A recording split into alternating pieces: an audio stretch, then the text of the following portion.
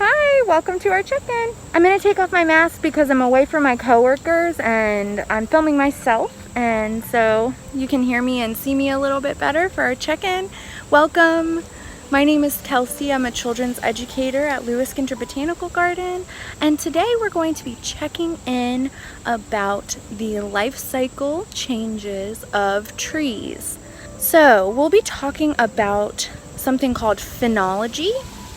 Phenology is the study of life cycle patterns and changes that occur in plants and animals and other organisms.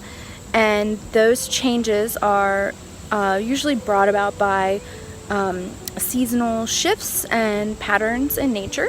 And so we're going to be looking at some of the phenological events or life cycles of some trees in the garden, and talk a little bit about how you can make phenology observations at your house or nearby your house. So this is an awesome free resource from the Virginia Department of Forestry. If you go on their website, you can download a copy of this guide for free, which can help you to identify some trees nearby. And I'm standing underneath a dogwood tree right now, so we can talk about what is happening with this dogwood tree and what life cycle stage this tree is in right now.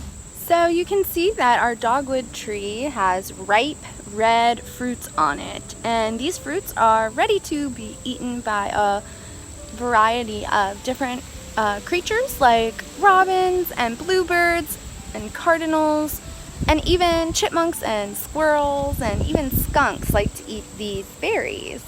It is the late summer now, but soon we'll be transitioning into another season.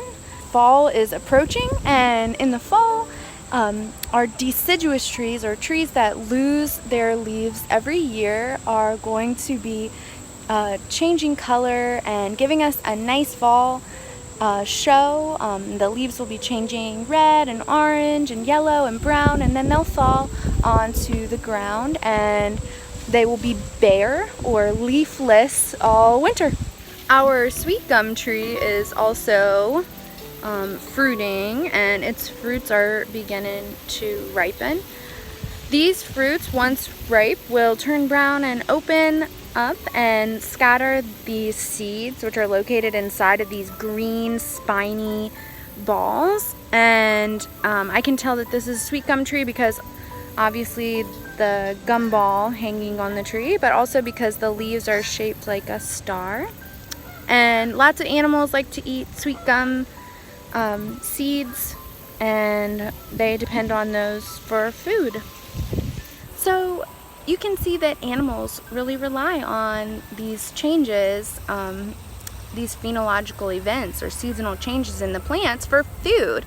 Like behind me we have some ironweed, which is this purple flower that's flowering right now and really important to native pollinators like hummingbirds, bees, and butterflies. And next to it we have some goldenrod, which will come into flower a little bit later in the season and be a really important nectar source for pollinators as well. So you can see that the pollinators and the birds rely on different plants at different points in the season for food and for habitat. So one way that you can track these changes is by taking notes or nature journaling.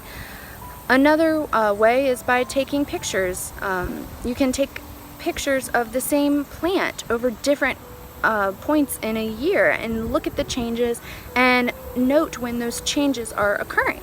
You can also use a really cool online tool called Nature's Notebook. You can make these phenology observations and track them online, put them into this online database that scientists and other naturalists look at and use for their research and for science. So that's pretty cool. I hope you guys check out Nature's Notebook and go outside and make some phenology observations of your own. I also hope that you'll check in on Friday for story time with Miss Tarnisha. She'll be reading a story called Tap the Magic Tree, which is all about a tree over a year and the seasonal changes that happen to that tree. Have a good week. Thanks for checking in.